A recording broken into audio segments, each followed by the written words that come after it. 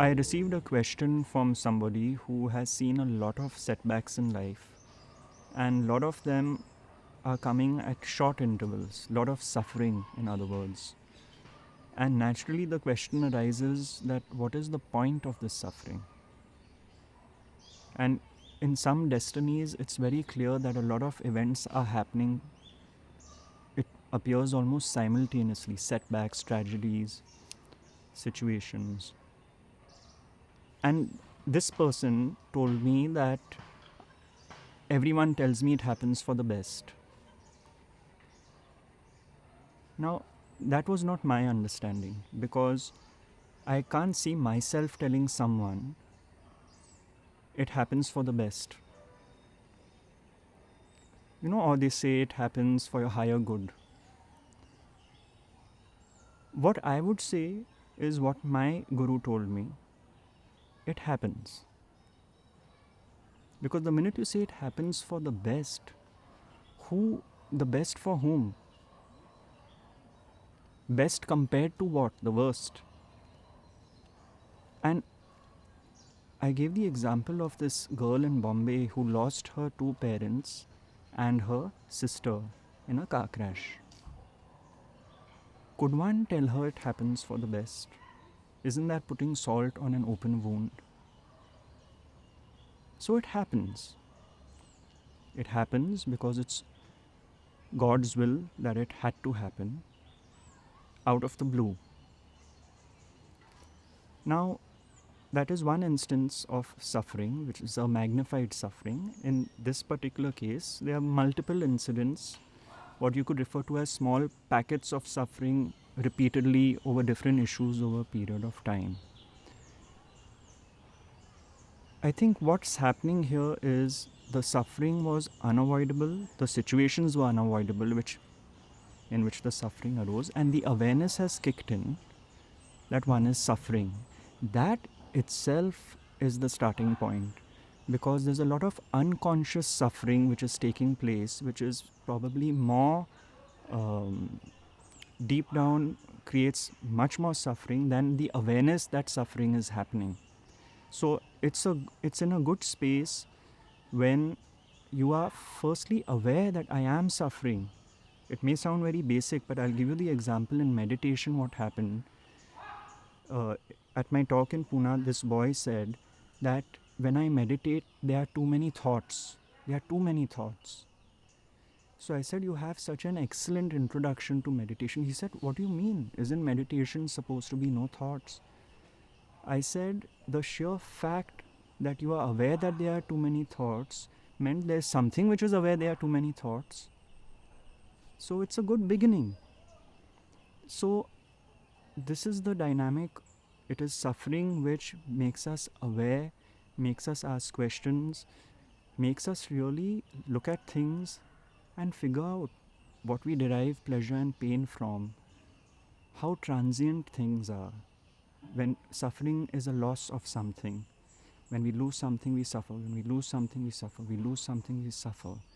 Then the investigation, the inquiry goes within, because external objects which you lose are causing you suffering. Situations are causing you suffering. And if you have the grace and it is your destiny, then the inquiry begins as to why am I suffering and who is it that is suffering? So you cannot think of how to avoid suffering. The way it is avoided is by seeing what it is that is suffering. So I cannot tell somebody that, if you have a period of intense suffering with many things going wrong, it will be okay, don't worry. What will happen is that your attitude to suffering changes and your relationship with suffering changes. Once you see that the minute you derive your sense of self from things which are lost, that is when suffering takes place.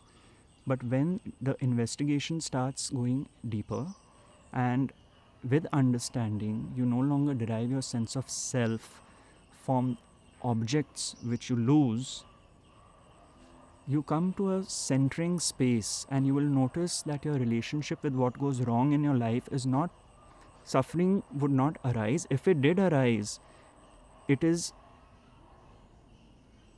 witnessed with compassion. And it is a process. Sometimes the understanding is sudden and it's an end to suffering. Sometimes it is a process in time. And you will realize yourself that you are no longer suffering the way you used to when certain things happen. Because so much of that suffering is purely psychological suffering. That psychodrama of the psychological suffering is what starts reducing. So for someone who tells me, what do I do? Because I have these multiple packets of suffering, one after the other, things are going wrong in my life. It goes back to what I felt when I was very young and I lost my dog. I've mentioned this before, and my grandmother. And the question arose that what would happen if I lost everything at the same time? That was a core question which arose, that everything I value, if I lose at the same time, what would happen to me? And that is when Eckhart Tolle, whom I was having this conversation with, said that is what enlightenment is. And I had such a clear realization of that because of the sense of a vacuum, which is the absence of an object. If you lose someone in your life, you sense a vacuum, right? A loss, a space in which that object was there first and now it's no longer there. That, when you no longer derive your sense of self from objects, there's nothing to lose. Now, when I say objects, I'm not referring to just physical objects. Everything is an object, you know. So, when the sense of self is self-contained, you will notice that that suffering which was earlier happening will not happen. It will be viewed as a movement in life on the screen of consciousness. Of course, if you love someone and you lose someone, that will be there, but the extension of the suffering and the duration of time, such as why me, why is this happening to me, why did God choose me, none of that will happen.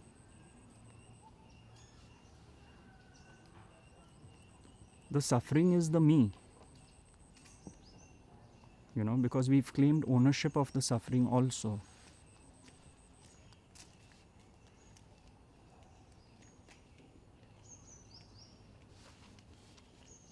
So we also have to be clear as to what we refer to when we say that we are suffering.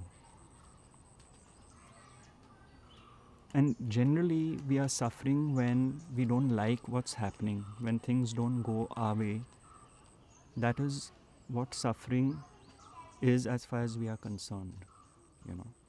If something happens and oh my God, you know, how did that happen? So suffering needs to be understood that the suffering we are referring to is one which depends on an event perceived as pleasurable or painful.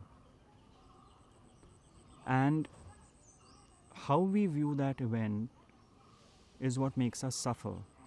Because if there was a natural arising of something, that is not suffering. But when that is seen through the prism of something which is happening to me, which I take ownership of, why is this happening to me? That is the suffering. So, suffering in its form of just something happening which doesn't make you feel good is quite natural. But when the suffering is extended in the duration of time, and this, like in this particular instance, this constantly comes up that a lot of things are happening to me and it is creating suffering, that itself is the doorway to why the suffering is taking place and who is the me it is taking place to.